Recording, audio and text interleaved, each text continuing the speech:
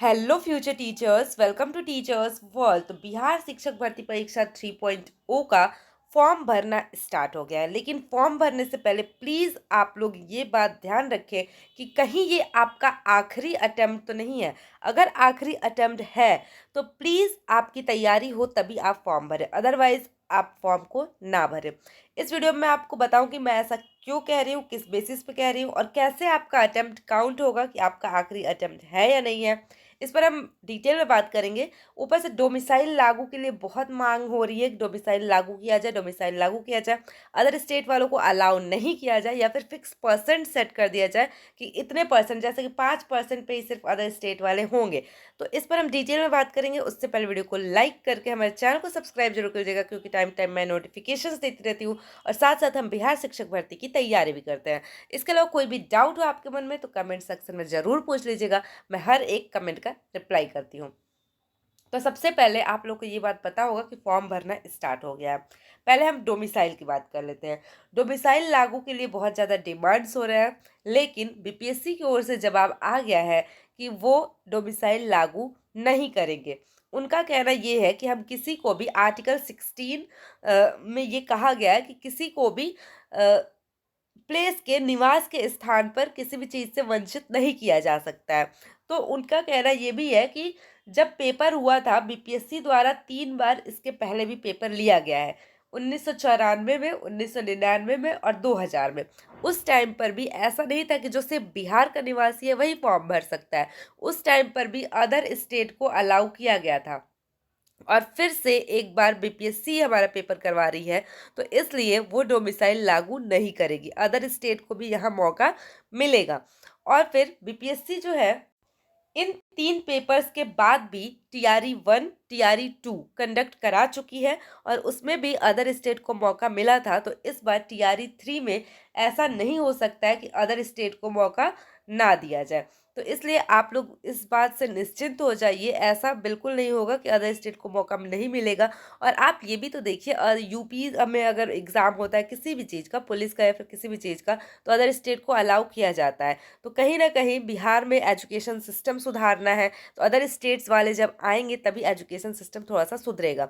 तो सबको मौका मिलना चाहिए। आपकी क्या राय है, क्या विचार है, ये भी कमेंट सेक्शन में ज़रूर बताइएगा। हाँ, ये हो सकता है कि कुछ कोटा फिक्स कर दिया जाए, जैसे कि हम 5% पर ही सिर्फ अदर स्टेट को लेंगे।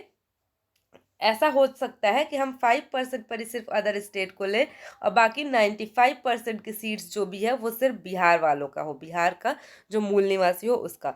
तो आप क्या चाहते हैं, आपकी क्या राय है, कमेंट सेक्शन में ज़रूर बताइएगा। लेकिन गवर्नमेंट ने ये साफ साफ कह दिया है कि वो अदर स्टेट अलाउ करेगी और डोमिसाइल लागू नहीं होगा। और 1-2 बार और भी पेपर हो चुके हैं, उसमें जब डोमिसाइल लागू नहीं हुआ था तो इसमें भी नहीं होगा। अब हम बात कर लेते हैं कि क्या आपका ये आखिरी अटेम्प्ट तो नहीं।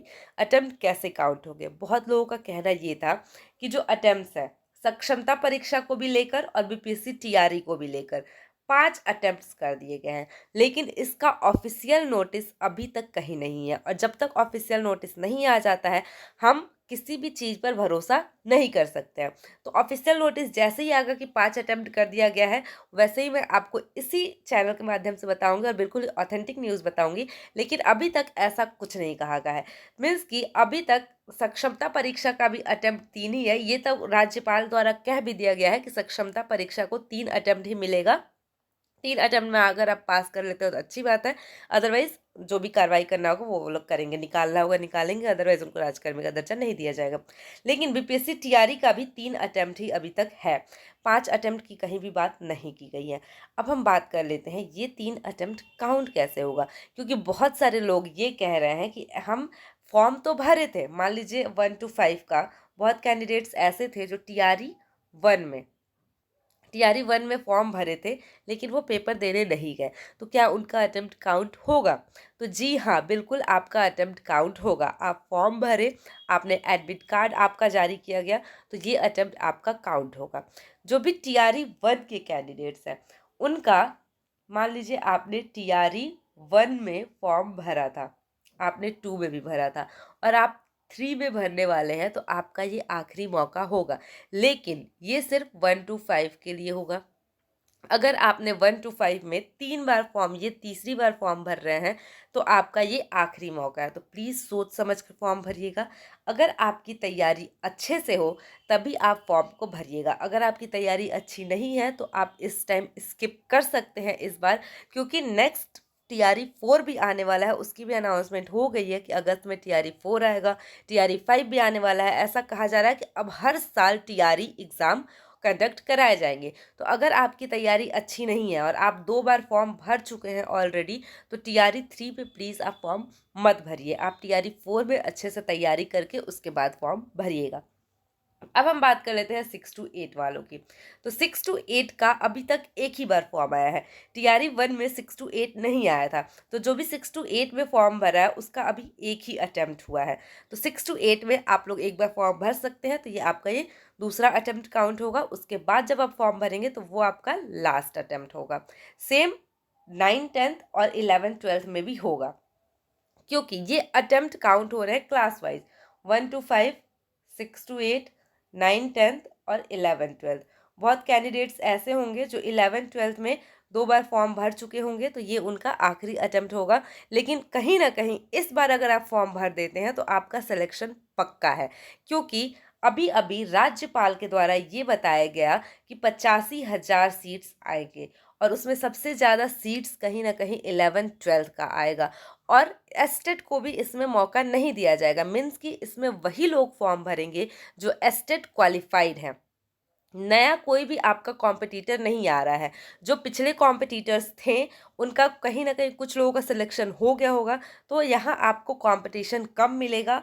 और इस बार अगर आपका 11, 12th है और आपका आखिरी अटेम्प्ट है, फिर भी आप फॉर्म ज़रूर भरिए, क्योंकि यहाँ कंपटीशन कम होगा और फिर सीट्स बहुत ज़्यादा होंगे 11, 12th में। तो आप कोई भी डिसीजन अगर लेना चाहते हैं तो सोच समझ कर लीजिए, आपको फॉर्म भरना है नहीं भरना है। हर एक पहलू को पहले जांच लीजिए, उसके बाद ही आप फॉर्म अप्लाई करिएगा। मेरा पर्सनल ओपिनियन ये है कि अगर आप 11, 12th के हैं, 11, 12th के हैं या फिर 9, 10th के हैं, तो आप फॉर्म को भर दीजिए। लेकिन 1 to 5 वाले प्लीज़ फॉर्म को ध्यान से भरेंगे, क्योंकि वो इस आखिरी अटेम्प्ट आपका होगा।